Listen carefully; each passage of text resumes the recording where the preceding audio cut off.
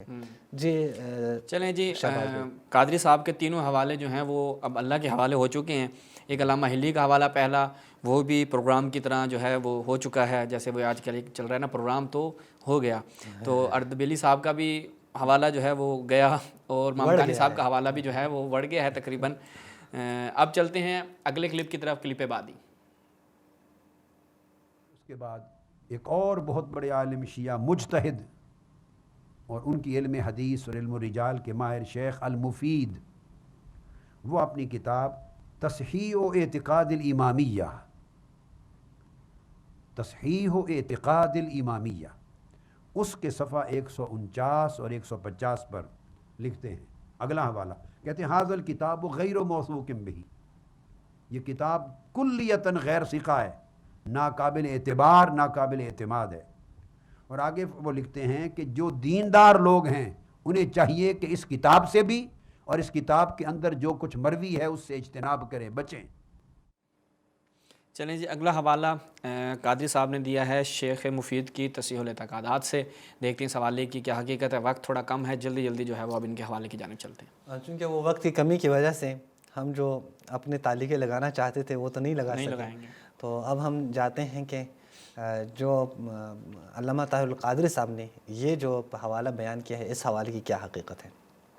سب سے پہلی بات تو یہ ہے کہ علی فرض ثبوت، اگر ہم مان لیں کہ علامہ شیخ مفید رحمۃ اللہ علیہ انہوں نے یہ بات کی ہے کہ اس کتاب میں جو ہے وہ تدلیس ہوئی ہیں یا اس میں تخلیط ہوئی ہیں، تو ہمیں یہ بات تو شیخ مفید رحمۃ اللہ علیہ نے بیان کی کہ یہ کتاب بھی ٹھیک ہے، چونکہ کتاب کو موضوع نہیں کہا ہے شیخ مفید نے، اور سلیم کو بھی موضوع نہیں کہا ہے، بلکہ انہی عبادت سے پہلے کہا ہے والمعنی فیہ صحیح، یہ جو روایات ہیں سلیم بن قیس کی وہ صحیح ہے، یہ شیخ مفید نے کہا ہے۔ یعنی آپ ابھی تک جو مقدمہ باندھ کے آئے ہیں اس پہ شیخ مفید نے پانی پھیر دیا ہے۔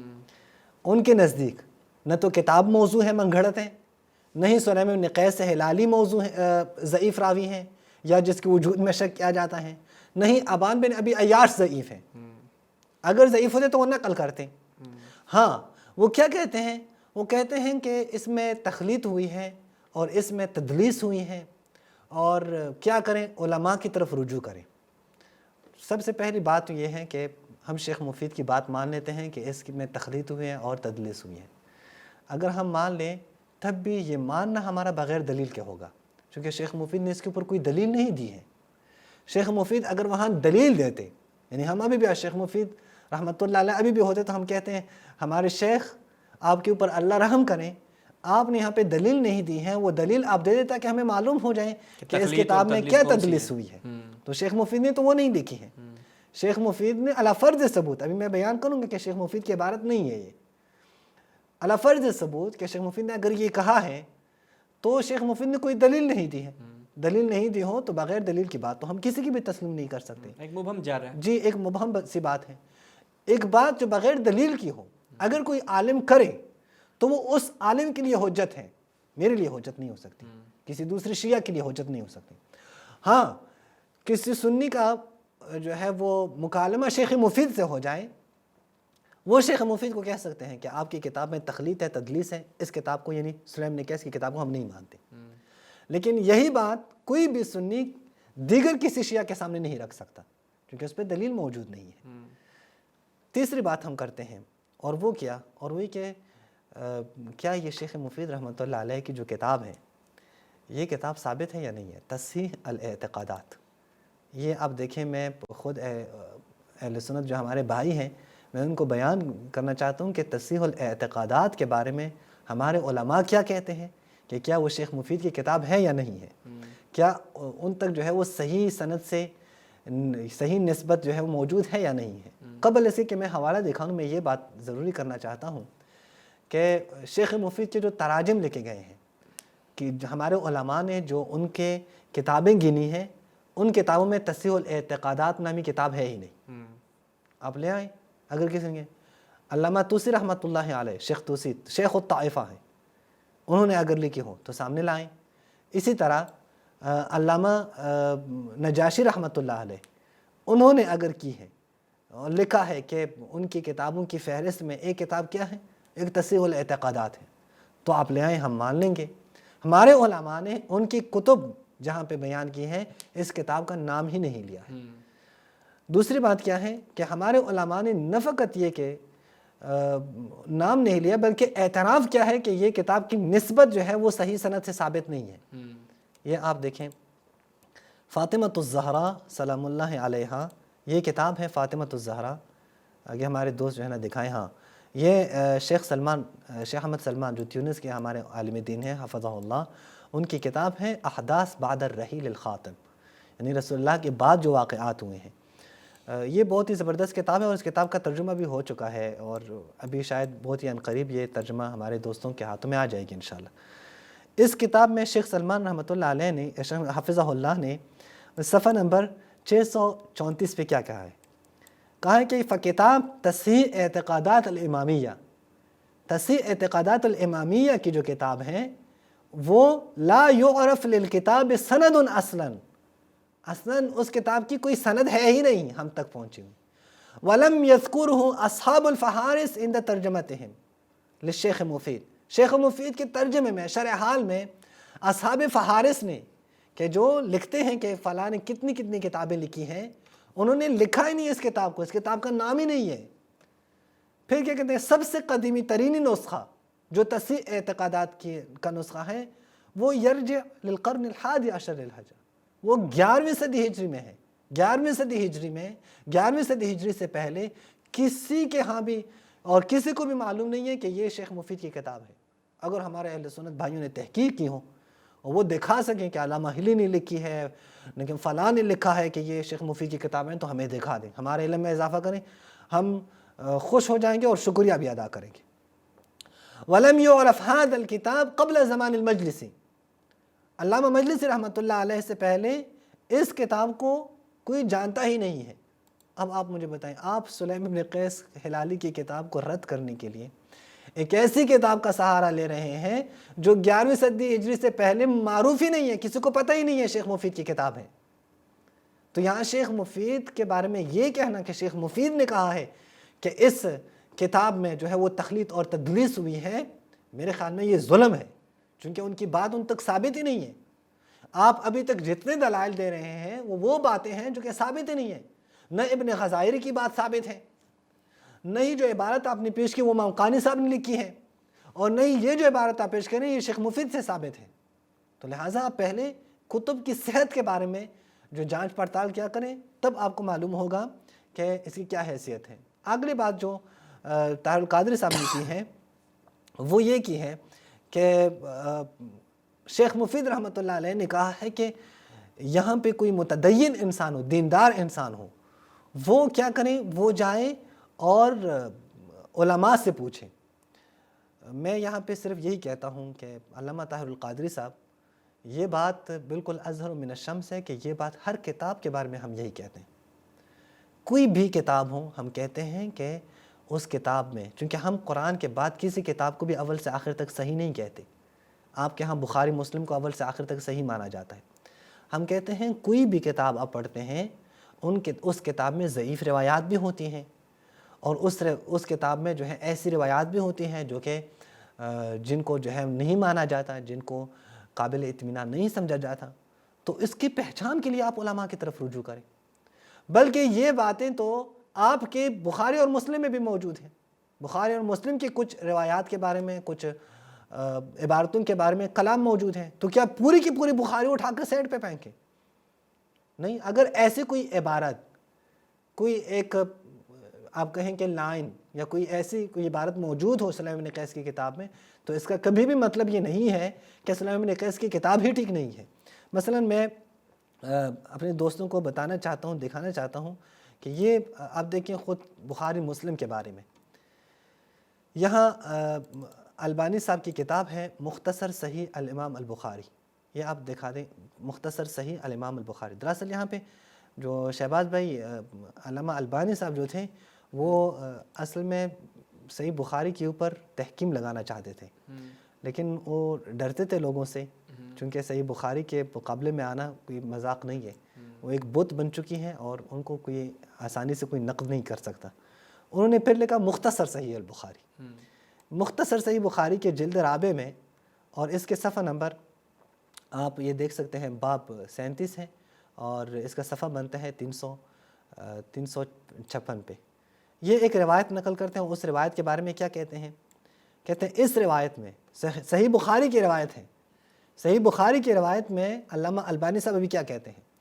اس روایت میں یہ جو الفاظ ہے قبل ان یوحى الیہ وہو نائم، اور یہ الفاظ الجبار رب العزت فتدلی واستيقظ وهو في المسجد الحرام، یہ سارے کے سارے الفاظ، یہ تینوں کی تینوں جملے کل ذالک مما عدہ العلماء من اغلاط شریک بن عبداللہ. یہ علماء نے کہا ہے کہ یہ حدیث کا حصہ ہے نہیں، یہ شریک بن عبداللہ کے اغلاط ہیں، ان کی غلطیاں ہیں جو کہ صحیح بخاری میں موجود ہیں.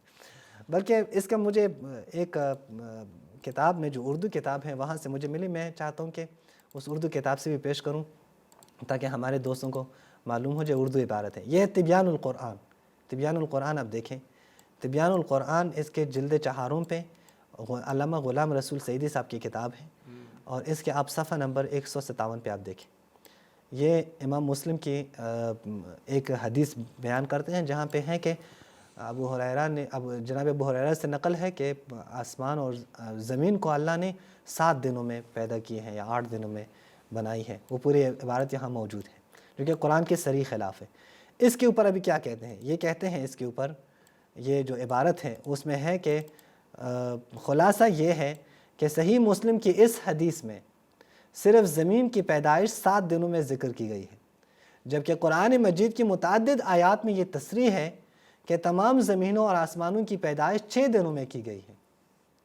اس لیے یہ حدیث صریح قرآن کے خلاف ہونے کی وجہ سے غیر معتبر ہے. صحیح مسلم کی روایت ہے. حافظ ابن کثیر نے لکھا ہے کہ امام بخاری اور دیگر حفاظ حدیث نے اس حدیث پر تنقید کی ہے کہ ابو ہریرہ نے اس کو کعب احبار جو پہلے یہودی تھا اس سے سنی ہے یہ حدیث، یعنی یہ اسرائیلیات میں سے ہے، یہ رسول کی حدیث نہیں ہے. پھر پورا یہ لے کے آئے ہیں کہ فلاں فلاں نے اس کے اوپر رد کیا ہے. پس واضح ہوا میرے بھائیوں کہ یہ جو ایسی عبارات کہ جو قابل گرفت ہوں، جہاں پہ یہ شائبہ ہوں کہ یہ مثلا تقلید ہے، تدلیس ہے اور اس کے جو ہے وہ صحت یا ضعف ہونے میں علماء کی طرف رجوع کرنا چاہیے. بخاری مسلم کے بارے میں بھی یہی ہے، نہ فقط یہ کہ سلیم ابن قیس ہلالی کے بارے میں، یہ کافی کے بارے میں بھی یہی ہے. آپ کافی جب پڑھنا چاہیں اور آپ کو معلوم نہ ہو، آپ ایک عام شخص ہیں کہ کون سی حدیث صحیح ہے، کون صحیح نہیں ہے، کون سی معتبر ہے، کون سی معتبر نہیں ہے، آپ علماء کی طرف رجوع کریں. اور بخاری مسلم کے بارے میں بھی آپ یہ علماء کی طرف رجوع کریں. تو اس سے تو کتاب کو آپ مشکوک نہیں بنا سکتے. آپ اس بات کو کیسے اٹھا کر، آپ اگر شیخ مفید نے یہ بات کی بھی ہے تو اس کو آپ کیسے جو ہے وہ اٹھا کر کہتے ہیں کہ شیخ مفید نے اس کتاب کے بارے میں جو ہے وہ تردد کا اظہار کیا ہے. میں یہاں پہ اینڈ پر بہت اختصار کے ساتھ کچھ حوالے پیش کرتا ہوں چونکہ ہمارا ٹائم بھی بہت کم رہ گیا ہے. شیخ مفید خود حضرت زہرا کی شہادت کے قائل ہیں. یہ ان کی کتاب ہے کتاب المزار. یعنی قادری صاحب آپ کے نا درد کی دوا نہیں بن رہے شیخ مفید صاحب، درد کی دوا نہیں ہے، وہ خود قائل ہیں. ہاں تو آپ کو مدعا کے مطابق دلیل دینے ابھی جو ہے وہ نہیں آیا، افسوس کے ساتھ کہنا پڑتا ہے. دکھائیں جی. یہ کتاب المزار، یہ کتاب المزار دیکھیں آپ، اس کے شیخ مفید کی کتاب ہے رحمۃ اللہ علیہ. اس کے جو ہے وہ آپ دیکھیں صفحہ نمبر بنتا ہے اس کا 179. یہاں پہ یہ زیارت نقل کر چکے ہیں، یعنی حضرت زہرا سلام اللہ علیہ کی زیارت ہے کہ آپ نے ان کی زیارت کیسے کرنی ہے. السلام علیک یا رسول اللہ صلی اللہ علیہ وآلہ، السلام علی ابنتک الصدیقۃ الطاہرہ، السلام علیک یا فاطمہ بنت رسول اللہ صلی اللہ علیہ وآلہ، یا سیدۃ نساء العالمین، ایتھا البتول الشہیدۃ الطاہرہ. شہیدۃ الطاہرہ، شہیدہ ہے. آپ نے جب حضرت زہرا کو مخاطب کرنا ہے تو آپ نے یہ کہنا ہے کہ اے شہید کی گئی بی بی، اے جن کو شہید کیا گیا ہے. یہ کون نقل کرتا ہے؟ اس روایت کو نقل کرتے ہیں خود شیخ مفید رحمۃ اللہ علیہ، یا ان کی ایک اور کتاب کتاب الاختصاص. اگرچہ اس کتاب کے بارے میں بحث موجود ہے کہ ان کی ہے یا نہیں، لیکن ہمارے بہت سے علماء نے کہا ہے کہ یہ ان کی کتاب ہے. یہ الاختصاص میں آپ دیکھیں یہاں پہ یہ روایت نقل کرتے ہیں فلقیہ عمر، یعنی حضرت زہرا سلام اللہ علیہ کا جو ہے وہ سامنا جناب عمر سے ہوا، اور جناب عمر نے کہا اے رسول کی بیٹی ما ھذا الکتاب الذی معک، یہ سند جو تمہارے ہاتھ میں ہے یہ کیا ہے؟ اور رسول بی بی نے کہا کہ یہ سند مجھے ابو بکر نے دی ہے، جناب ابو بکر نے برد فدق، اور فدق کو واپس کی ہے مجھے۔ جناب عمر نے کہا کہ مجھے دکھا دیں۔ حضرت زہرا نے اس کا انکار کیا کہ یہ سند میں تجھے نہیں دوں گی۔ فرفسھا برجلہ، تو حضرت زہرا کو انہوں نے اپنی لات سے مارا۔ وکانت حاملہ بابن اسمہ المحسن، اور حضرت فاطمۃ الزہرا ان کے شکم مبارک میں حضرت محسن بھی تھے۔ فاسقطت المحسن من بطنہا، یہی کام جناب عمر کا یہی کام حضرت محسن کی شہادت کا سبب بنا۔ ثم لطمہ، پھر ان کو پھر ظلم و ستم کا نشانہ بنایا۔ یہ دیکھیں یہ باتیں لے کے آ رہے ہیں کون؟ شیخ مفید رحمۃ اللہ علیہ، اور اپنی کتابوں میں نقل کر رہے ہیں۔ بس آپ کی جو ہے وہ مدعا کے اوپر یہ کبھی بھی کہ یہ شیخ مفید اس کتاب کو نہیں مانتے یا اس واقعے کو نہیں مانتے، یہ آپ ثابت نہیں کر سکتے۔ تخلیط اور تدلیس کی بات ہو تب بھی کتاب کو آپ مورد شک قرار نہیں دے سکتے، چونکہ یہ تخلیط اور تدلیس تو آپ کو بخاری اور مسلم میں ہوئی ہے آپ کے اپنے علماء کے کہنے کے مطابق، اور آپ کے اپنے علماء نے کہ یہ اسرائیلیات ہیں، قرآن کے صریح مخالف روایات ہیں۔ تو اس کا معنی ہے اگر آپ تخلیط اور تدلیس کو معیار بنا کر ایک کتاب کو رد کریں گے تو آپ سامنے آ جائیں، آپ پہلے بخاری اور مسلم کا انکار کریں۔ ہم تو کہتے ہیں کہ نہ فقط یہ کہ شیخ مفید رحمۃ اللہ علیہ ان کی اپنی کتابوں میں یہ بات لکھی ہے کہ وہ حضرت زہرا کی شہادت کے جو ہے وہ اقرار کرتے تھے اور وہ شہادت کے قائل تھے، آپ کے علماء نے بھی لکھا ہے کہ شیخ مفید حضرت زہرا کی شہادت میں روتے ہیں۔ یہ آخری حوالہ میں بتاتا ہوں، پھر شہباز بھائی کی طرف چلتے ہیں۔ تثبیت دلائل النبوہ، یہ اگر دکھا سکیں تثبیت دلائل النبوہ، قاضی عبد الجبار، یہ قاضی عبد الجبار مشہور عالم ہیں، یہ 1415 ہجری میں یعنی 415 ہجری میں، یعنی شیخ مفید کے ہم اثر ہیں، اور شیعہ کے خلاف کتابیں لکھی ہیں اس نے، اور اس کے رد میں شیعوں نے کتابیں لکھی ہیں۔ ایک ایسا شخص ہے یہ جو سید مرتضیٰ شریف مرتضیٰ رحمۃ اللہ علیہ کی کتاب ہے الشافی فی الامامہ، وہ اسی کی رد میں ہے، یعنی عبد الجبار کی رد میں ہے۔ یہ اپنی اس کتاب میں تثبیت دلائل النبوہ میں کیا لکھتے ہیں، یہ آپ دیکھیں صفحہ نمبر 594 پہ، وہ لکھتے ہیں وفی ھذا الزمان، اس زمانے میں، اور ان میں کون ہیں؟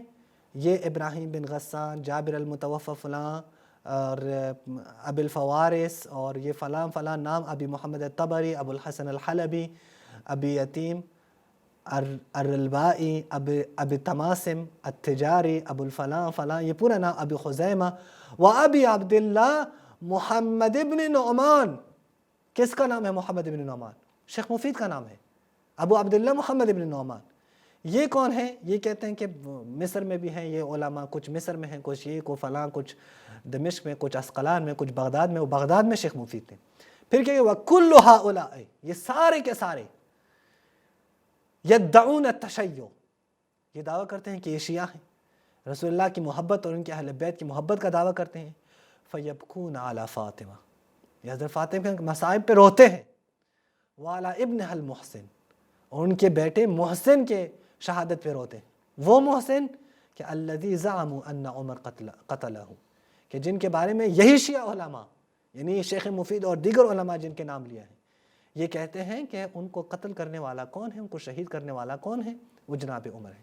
آپ کے اپنے علماء کی شہادت اور گواہی وہ یہ بیان کرتی ہے، جو خود شیخ مفید رحمۃ اللہ علیہ کے معاصر ہیں۔ شیخ مفید 413 ہجری میں فوت ہوئے ہیں، یہ 2 سال بعد فوت ہوئے ہیں 415 ہجری میں۔ بس واضح ہوا کہ آپ کی یہ بات کہ شیخ مفید اس کتاب کو نہیں مانتے یا حضرت زہرا کی شہادت ان کے ہاں مشکوک ہو، اس بات کی کوئی حقیقت نہیں ہے، یہ بغیر دلیل کی بات ہے۔ جی شہباز بھائی۔ جی عماد بھائی، یہیں پہ ہم اختتام کریں گے انشاءاللہ۔ قادری صاحب کا رد جو ہے وہ اس کا سلسلہ جاری رہے گا، اور بڑی تفصیل کے ساتھ ایک ایک ان کی بات کے اوپر پکڑ کی جائے گی، اور ان کا رد آپ کی خدمت میں پیش کیا جائے گا انشاءاللہ۔ اگلی اقساط میں آپ کی خدمت میں حاضر ہوں گے۔ مجھے اور عماد بھائی کو اجازت دیجیے، والسلام علیکم ورحمۃ اللہ۔